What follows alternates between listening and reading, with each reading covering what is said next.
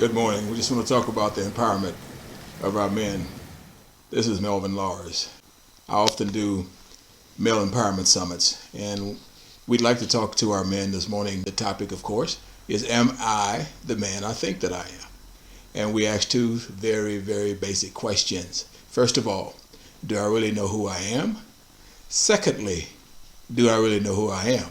Because first of all, we have to be very, very particular about very casually using the statement, look at the man in the mirror. For we all know the mirror only reflects an image. However, the soul holds the truth. So as we start to process and as we start to look, we certainly do not disregard or be just disingenuous about the challenges that men are faced with. And we certainly do not dismiss the women in our lives. However, I would like to share as we move forward with our men. Do you know the man in your life? That is right.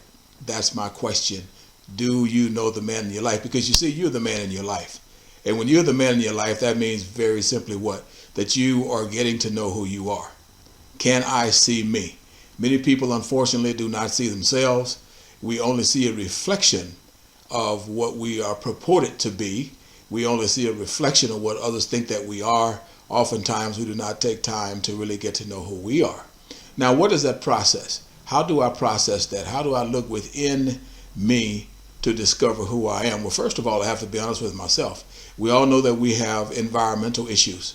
And many times we're always told that we are a direct product of our environment. However, unfortunately, many times it is not explicit in the realm of where exactly is my environment. And I like to share with our men, as well as our young boys all the time, is that actually our environment is two places. Obviously, the place where we sleep every night, mostly every night because that's our address, but the main environment is above our necks. That's where we go wrong too many times as we talk about, do I know the man in my life? So if my environment is tainted, the one above my neck, we know many times you can't do anything about the one that is where you sleep, especially as a child. We know for a fact that we all have to live and sleep where shelter is provided. However, when you provide your own shelter, we want you to provide a shelter here as you're growing. And we always say to our young men, while I'm talking to the men in the Maryland Empowerment Summit, is that your environment very simply is a two-part resident. The resident, and I want to repeat this, where you have an address, where someone asks you, where do you live?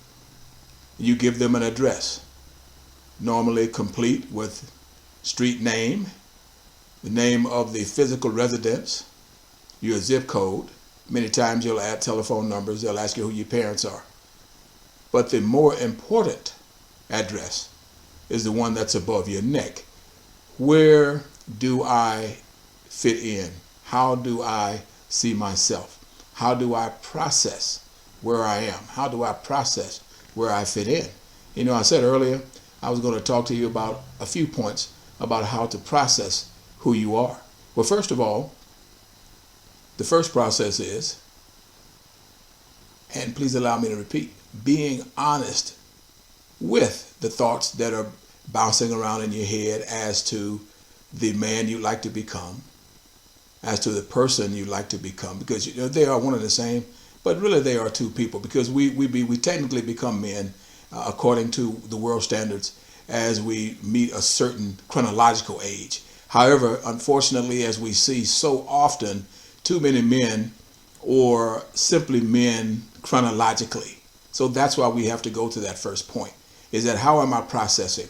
What am I doing to make me a better person educationally, make me a better person as a brother, as a father, as someone that is civic-minded, works in my community, try to uphold the standards in which I've been taught, you know, and we love to talk about things that we believe in, and many times we believe things because they're what we've been told, not necessarily because what we've experienced. So in that entire realm, we first have to start finding out who we are, literally who we are, knowing what processes we must go through to get to where we want to get, or at least where we think we want to get, because we all know once you start to venture out and once you start to gain experience in life, then it's like, okay, I don't really know if that suits me or not.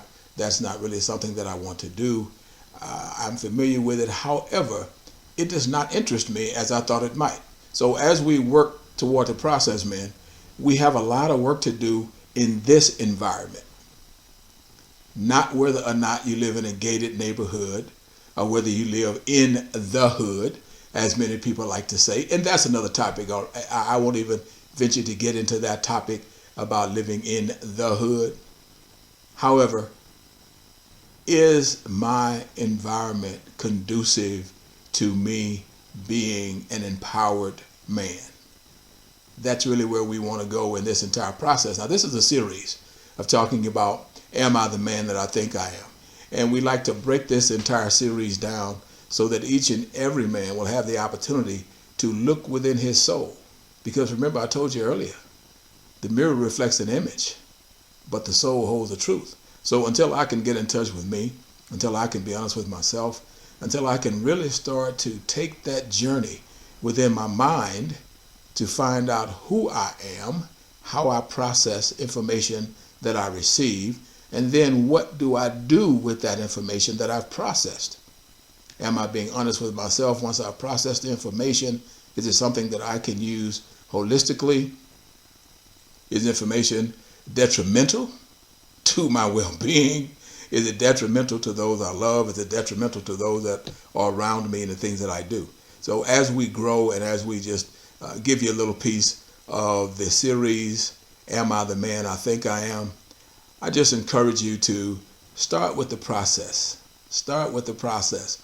What is that process? The process is getting to know the man in your life. Yes, I said getting to know the man in your life, because you are the man in your life.